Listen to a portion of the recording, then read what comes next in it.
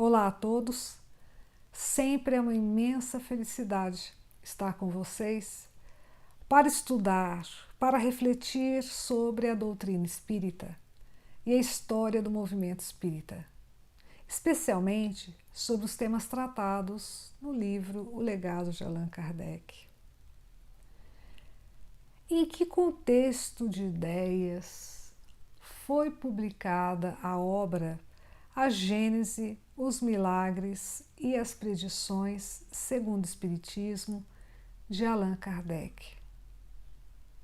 Allan Kardec explica que, nos seus 10 primeiros anos, ou seja, de 1857 a 1867, a doutrina espírita reuniu ao redor de si pessoas que já tinham a intuição dos ensinamentos espíritas.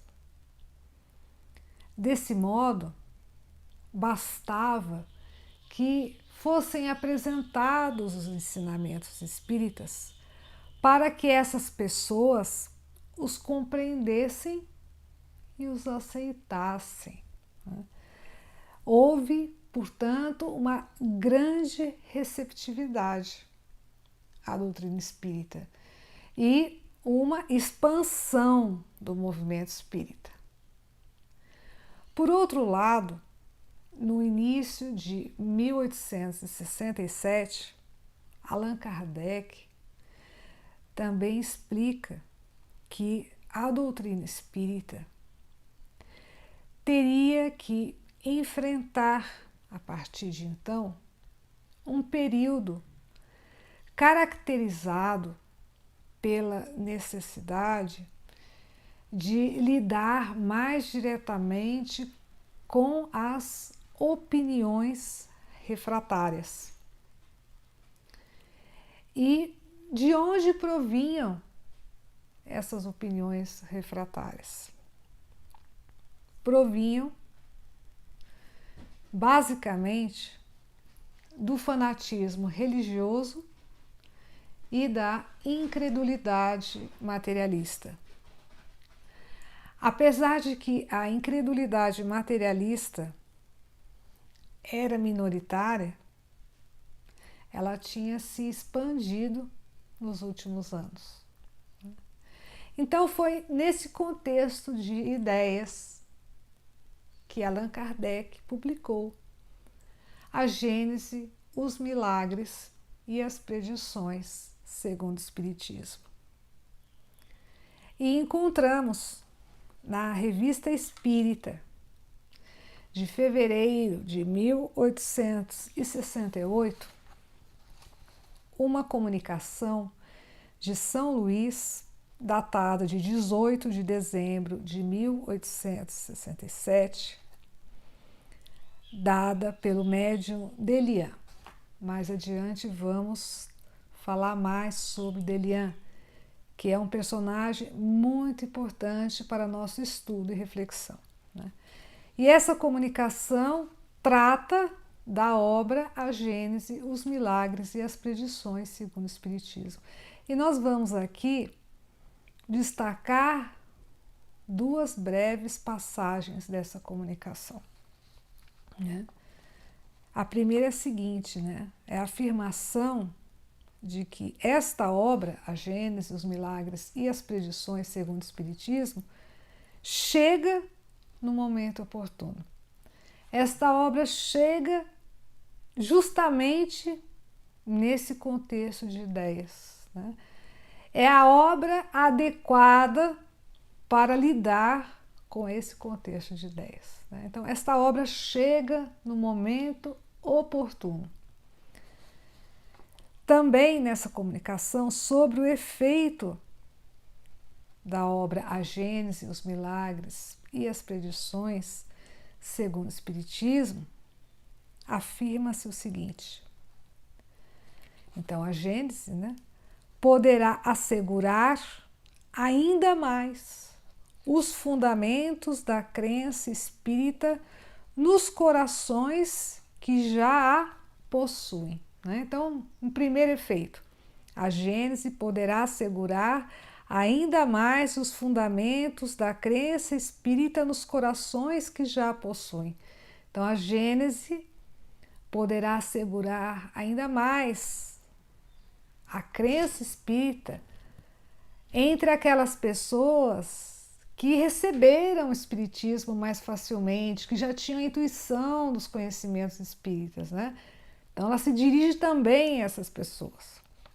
Outro efeito é o seguinte: e fará com que todos os dissidentes deem um passo adiante em direção à unidade, com exceção, não obstante, daqueles que o são por interesse ou por amor próprio, né? Vamos analisar esse segundo efeito, né? Fará com que todos os dissidentes, todos aqueles que discordam, que divergem, né, da doutrina espírita, quem seriam eles? Né? Justamente os incrédulos, materialistas e os fanáticos religiosos. O que eles poderão fazer? Mediante o estudo da obra Gênese, os Milagres e as Predições segundo o Espiritismo, eles poderão dar um passo adiante em direção à unidade. E nós nos perguntamos, mas que unidade é essa, né? É a unidade de crença. Nós não vamos aprofundar nesse tema, neste vídeo, né? Mas aqueles que desejam estudar sobre o assunto poderão ler a obra Gênese, os Milagres e as Predições segundo o Espiritismo, capítulo 17, itens 31 e 32, né?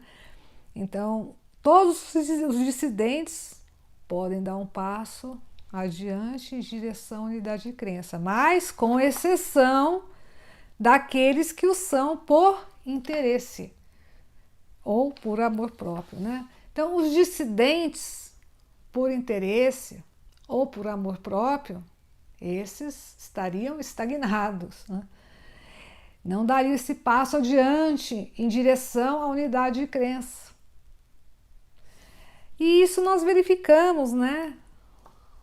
Seja qual for a ideia da qual estamos tratando. Porque aqueles que discordam, porque têm interesses pessoais, ou porque têm um amor próprio, orgulho de não admitirem que estão equivocados, que o outro tem razão, como se diz popularmente, aqueles que não querem dar o braço a torcer, né? Esses vão permanecer intransigentes em suas posições, né? Não vão se deixar levar, né? E pelo menos refletir de maneira imparcial sobre as ideias novas que lhes são apresentadas, né?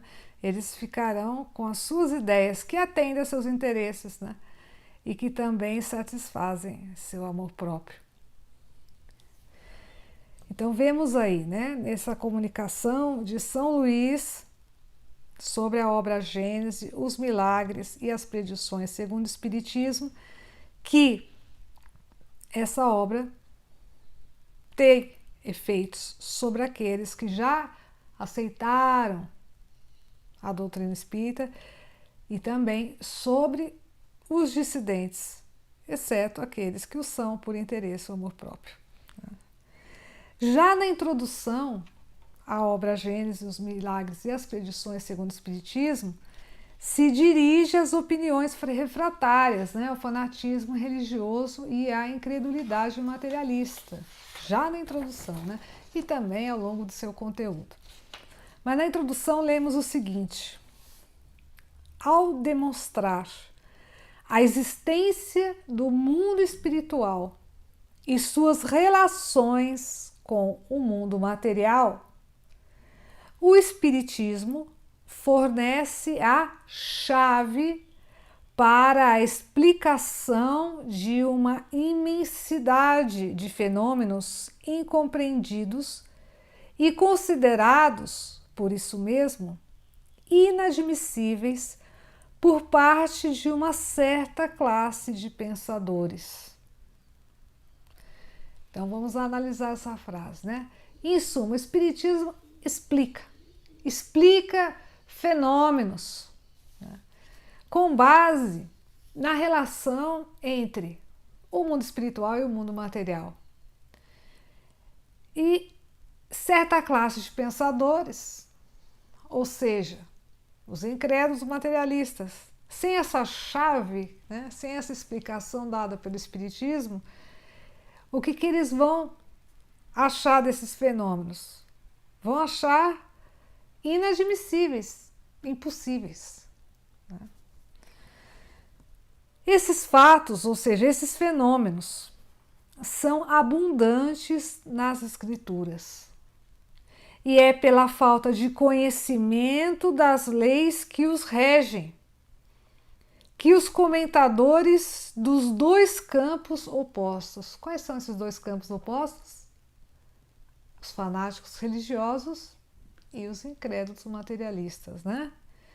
Então, é pela falta de conhecimento das leis que os regem que os comentadores dos dois campos opostos, movendo-se sem cessar no mesmo círculo de ideias, uns fazendo abstração dos dados positivos da ciência. Quem são eles? Os fanáticos religiosos. Não consideram a ciência, né? E os outros do princípio espiritual? Quem são esses outros? Os incrédulos materialistas. Não consideram o princípio espiritual. Então, desse modo, eles não puderam atingir uma solução racional, eles não conseguem explicar racionalmente esses fatos. E onde está essa solução? Essa solução encontra-se na ação recíproca do espírito e da matéria, né? Então vemos aí, né, que desde a introdução à obra A Gênese, os Milagres e as Predições segundo o Espiritismo, dirige-se também às opiniões refratárias, aos incrédulos materialistas e aos fanáticos religiosos, né? É uma obra, vemos, profunda.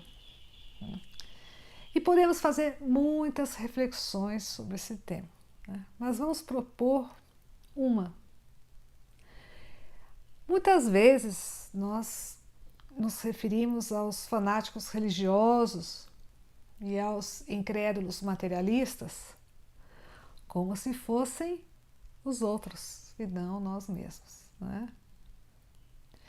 Mas nós sabemos que a pluralidade das existências corporais é uma realidade. Então, ao longo de várias encarnações, é possível que nós tenhamos tido uma postura acentuada em maior ou menor medida, né, como incrédulos materialistas ou como fanáticos religiosos. E será que atualmente, nesta encarnação que estamos vivendo, não trazemos algumas tendências de incredulidade materialista ou de fanatismo religioso, com as quais também temos que lidar? Além dessas tendências de encarnações anteriores, será que o meio no qual nós nos desenvolvemos nesta encarnação também não contribui para que possamos ter, de maneira mais ou menos acentuada, uma tendência fanática religiosa ou incrédula materialista, né? Então, essa obra, A Gênese, os Milagres e as Predições segundo o Espiritismo, poderá ajudar muito, né, a lidar com os incrédulos materialistas, com os fanáticos religiosos, mas também com a incredulidade materialista e com o fanatismo religioso que ainda podem estar dentro de nós mesmos, né? E diríamos mais que o estudo das obras de Allan Kardec, o estudo direto dos próprios textos de Allan Kardec poderá ajudar-nos muito a superar tendências incrédulas materialistas, fanáticas, religiosas que podem existir dentro de nós mesmos. Mas não é um estudo voltado para a memorização. É um estudo voltado para a reflexão, especialmente para promover o nosso autoconhecimento, a nossa autoanálise, o nosso progresso intelectual e moral.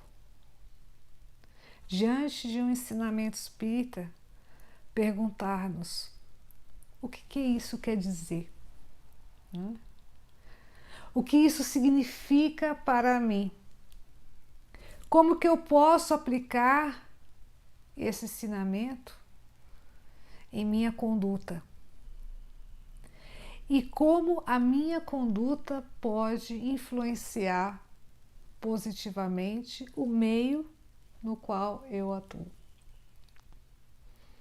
E essa é a proposta, sempre tem sido a proposta dos nossos estudos sobre a doutrina espírita, queridos amigos. E agradecemos imensamente, de todo o coração, a participação de vocês, as perguntas que nos têm sido feitas, que também nos ajudam a estudar, a refletir mais. Agradecemos a divulgação desses vídeos. Fiquem à vontade para divulgar esses vídeos. Agradecemos a todos os sites, canais de YouTube, páginas de Facebook, perfis em Facebook que estão divulgando esse estudo,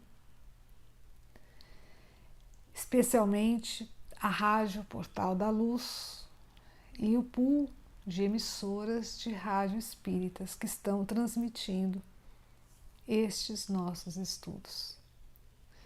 E desejamos a todos, de coração, muita paz, muita saúde e muita felicidade.